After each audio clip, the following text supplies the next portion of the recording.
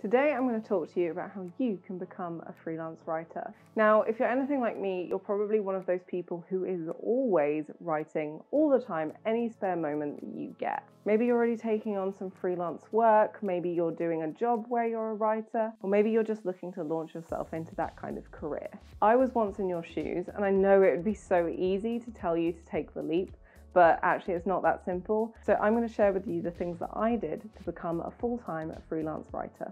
You're probably thinking about the risk associated with going freelance and whether or not you're good enough to make a full-time living out of it.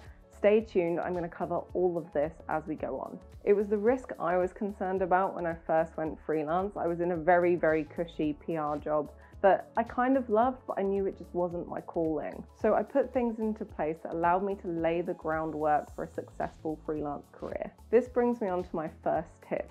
Start now. I'm not saying that you need to quit your job now and go freelance immediately, but start doing something. Even if it's just blogging or doing helpful Twitter threads or connecting with people on LinkedIn, the biggest thing that you can do is start now, because this will help you in the future when you are ready to go full-time. So if you're just starting out, get some experience. Creating a blog is a great way to start because it'll give you experience in writing, but it'll also allow you to build up a portfolio on your own terms.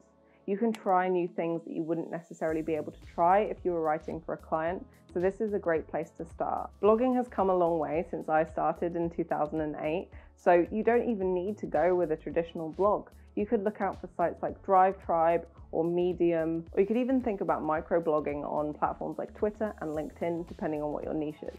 And that's tip 2, think about your niche. Now, when you start out, you don't have to put yourself into a niche immediately. You can experiment with the kind of writing that excites you and engages you and move from there. But there is this common misconception that if you are a generalist and you write about anything, that you are going to be able to get more clients. Unfortunately, that's not true because so many people are doing it and actually doing it poorly. If you can put yourself in a niche where you can establish yourself as the expert and get a ton of portfolio pieces together that show that, you're going to be in a much better position when you come to pitching to paying clients.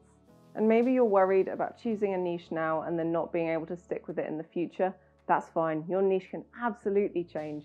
I started my freelance writing career talking about fashion and beauty. But as my career went on, as I stopped doing that blog, I found a new niche. So I went from being a fashion and beauty blogger to working with fashion and beauty brands. But now, almost 15 years on, I'm an automotive writer.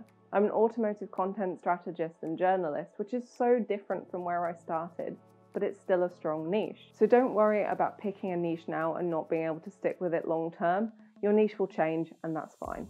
So the next tip is get some entry-level work. Now, I'll be honest with you, this doesn't pay very well, but it's your entry point into the world of paid freelance work. I don't recommend that anyone does poorly paid entry-level work for long, but it is a good starting point for you to build your confidence and get a little bit of cash while you do so. Now, what I don't condone is writers working for free. Although it's good to build your portfolio and maybe write on your own blog for free because you have editorial control, writing for free in order to get exposure is actually a lie that businesses tell writers because they don't want to pay them and they know that they can get away from it. So the best thing that you can do now as a new freelance writer or someone who's thinking about going full-time is to know your worth. Yes, take entry-level jobs at the beginning, but as you get more confident, as you get more experience, make sure you are asking for more money or look for higher paying clients, which we will get onto. The sites that you need to look at for these entry-level jobs are places like Upwork, People Per Hour, freelancer.com, and perhaps even Fiverr. Check all of these out, and again, they don't necessarily pay very well, but they are your entry point into being a paid freelancer. So I did these entry-level jobs for a lot longer than perhaps I should have done, which is why I'm giving you this advice to not do this. But I was taking jobs for a 500-word article for about £25, right at the beginning of my career before I'd even gone full-time freelance. But I have always been a quick writer. So as I moved a little bit further into my career, a £25 article that would only take me about half an hour or maybe even an hour was still a decent wage. So this is something to bear in mind, but don't stick at these low rates for long. And you need to be speaking to other freelance writers. There are some fantastic groups on Facebook for freelancers, and these are safe spaces where you can ask what might seem like a silly question. We all started somewhere, and you'll find that a lot of freelancers and writers, authors, journalists are more than happy to help people who are looking to get into this.